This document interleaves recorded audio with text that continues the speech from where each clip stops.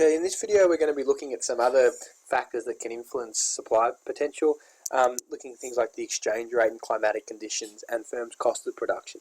So when we're looking at firms' costs of production, we're looking at things like wage costs, their real unit labour costs, which we'll talk about a little bit more next chapter, electricity prices, company tax rates are all things that can affect firms' costs of production. And basically, costs of production can influence a firm's willingness and ability to produce.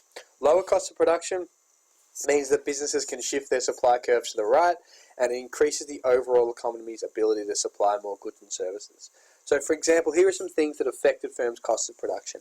Falling oil prices is something that will shift the supply curve to the right. So when oil prices are cheap, companies that are delivering goods can experience lower costs of production.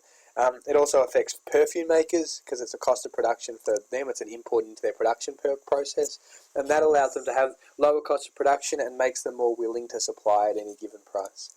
Slower growth in wages. So when wages are slow, this helps to reduce firms' costs of production. So if growth in wages is growing slower than increases in productivity, that allows firms to lower their unit labour costs. So if productivity increases are faster than wage increases, their costs of labour per unit will decrease. That allows them to hire more workers to boost their supply, and helps to increase their ability and willingness to supply. On the flip side, if there's excessive growth in wages, this often reduces firms' willingness to produce because their costs of production are too high, and therefore that reduces their profitability. Technology becoming cheaper can also reduce firms' costs of production. So computers and the internet have allowed firms to become a lot more efficient, and these products have also become a lot cheaper in the last few years, with basically increases in technology, and that's allowing firms to become more competitive and boost aggregate supply as well. So when you're looking at costs of production, you can refer to oil prices, costs of wages, costs of things like the internet and technology, as well as other costs like electricity and rent and things like that. Technological changes. So you want to provide some examples of technological changes in recent years that have allowed firms to increase their productivity, particularly in the farming and manufacturing sectors. So when we make technological breakthroughs, it basically boosts the quality of our resources and allows us to become more productive. So technology is increasingly replacing humans in the workforce, because what's basically happens is robots are able to do repetitive tasks without error, and they're also able to do it faster and for more hours because they don't get tired. So that's increased the firm's ability to supply and reduce their cost of production. Some examples of incorporating technology. This is a key thing.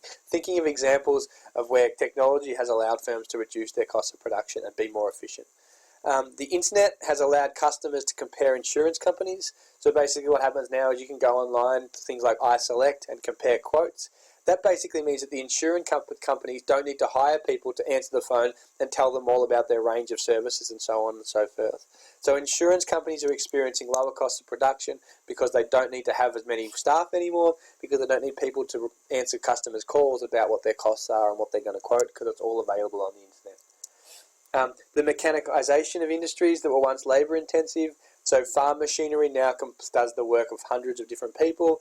So technological breakthroughs in the energy sector have allowed companies to extract a lot more oil and gas. All of these things have led to increased productivity and lower costs of production.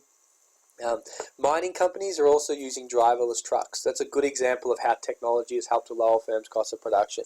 You can talk about the internet reducing the need for insurance companies to hire people to compare quotes, but another example would be that mining companies are using driverless trucks and trains, which is cutting down on labour costs. It's also led to less accidents due to human error. So the quality of the technology means there's less accidents because of humans getting tired or just making simple errors, which also boosts productivity because there's less days lost for sick leave and injuries and so on and so forth. So technological changes, driverless trucks, the internet, the mechanicization of industries, all reducing firms' costs of production and boosting productivity. Productivity growth is another one. So when you're defining productivity, it's the measure of the level of output per unit of input. And it basically, you want to include all of this in your definition. It describes how efficiently resources are being used in the production process to generate goods and services.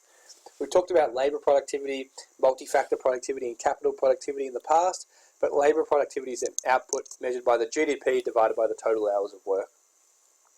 This has increased significantly in recent years, which has helped to reduce firms' costs of production.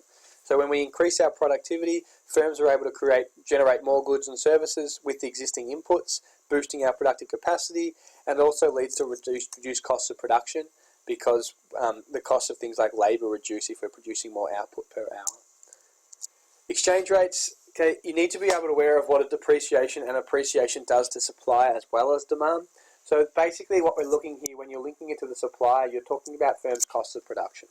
So a depreciation of the Australian dollar makes it more expensive for us to import imports from overseas, which can reduce a firm's willingness to supply.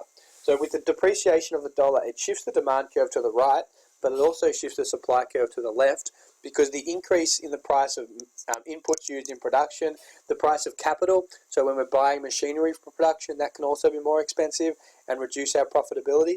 That also all leads to the supply curve shifting to the left. So higher costs for imports because the dollar's got less purchasing power. Those imports can include things used in production, but can also include the machinery and capital we're using to produce goods and services. An appreciation of the dollar makes it cheaper for firms to supply, boosting our supply potential. So important point, an appreciation of the dollar impacts both demand and supply. It reduces demand because it's more expensive for people to buy Australian goods and services overseas, but the lower cost of production help to shift the supply curve to the right.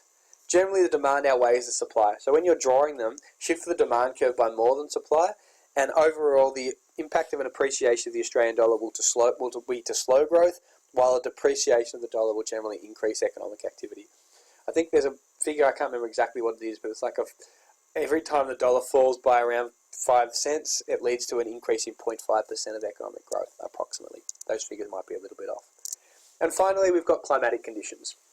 So we've looked at cost of production, we've looked at productivity, we've looked at the exchange rate.